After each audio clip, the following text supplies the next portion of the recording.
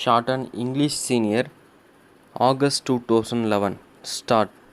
Mr. Speaker, Sir, I shall not make a lengthy speech on this occasion, as I know that there will be another opportunity to discuss the budget, but I wish to take this opportunity to point out certain things. Some honorable ministers of this government may perhaps find a place in the new ministry also, so they may be able to consider the removal of some of the deficiencies noted in this budget.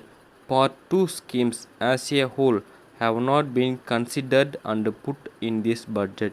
If the way in which the supplementary demands were presented to us may be an indication to us, we are sorry to state that the government have not provided enough funds for education in particular. I entreat the government that they must provide larger amounts for higher education.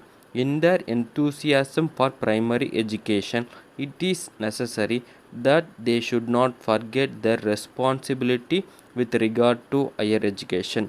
I would like to point out that without teachers and students trained in higher education, it is not possible to spread even primary education. So, I would urge upon this government to provide more money for higher education. I hope the government will also make up their minds to change the rules regarding grants in aid to schools and colleges. At present, the rule says that only rupees 75,000 will be given for any particular scheme in an arts or science college. It should be scrapped if a particular college deserves rupees 7 lakhs and if a particular university deserves rupees 7 lakhs, then the government should not hesitate to give the amount to the college and university respectively. If on the other hand they do not deserve anything, let them not give anything, whether it is an arts college or a science college. They must examine the necessity for buildings, laboratories, etc. And if they come to the conclusion that there is need for such things, they must give the whole amount or at least half of the cost of these things to these institutions. The system of giving only rupees 75,000 should be given up. I am told that the same rule applies to schools also. It must be changed if the governments are convinced that there is need for a school to have a particular amount for buildings and other things. They must give the amount for buildings and other things. They must give the whole or at least a substantial portion of that amount. I would like the government to change their policy with regard to educational institutions. So far as university education is concerned, I feel that the standards must be raised. In the last few years, there has been deterioration in standards both in the high schools and in the colleges. Science has advanced in other countries. It is not possible for our boys to learn this subject if their basic education in the high school stage is of a poor standard.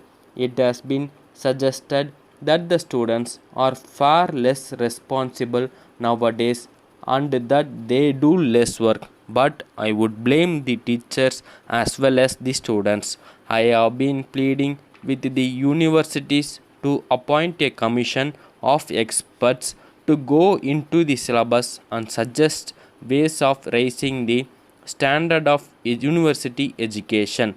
As regards the textbooks, there are parents with 3 or 4 children who can use the same textbooks in their turn, but textbooks are changed almost every year.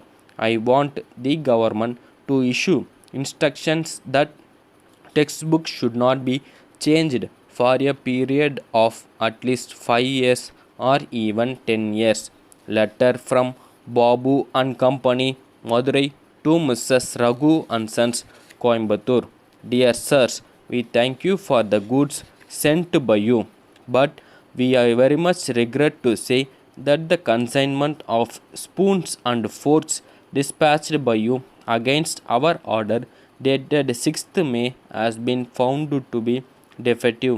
Out of 200 pieces of materials sent by you, we have already sold 5 dozen places, and we have received complaints from the customers that these goods lose their brightness very quickly. In this connection, we would like to remind you that at the time of placing of the order, you had said you had adopted a new method of electroplating in the manufacture of this material, and you had certified that the plating would last at least 1 year. In view of this, we supplied to them to some of our old customers with great confidence, but we should like to point out that we have now received complaints from them. It has affected our reputation very much. In the circumstances, we have already asked our customers to return the materials supplied to them, and we have promised yearly replacement. We feel that there must be some explanation for this state of affairs. We would request you to investigate the matter without delay. At the same time, we request yearly replacement of the material. We expect your early response in the matter. Yours faithfully.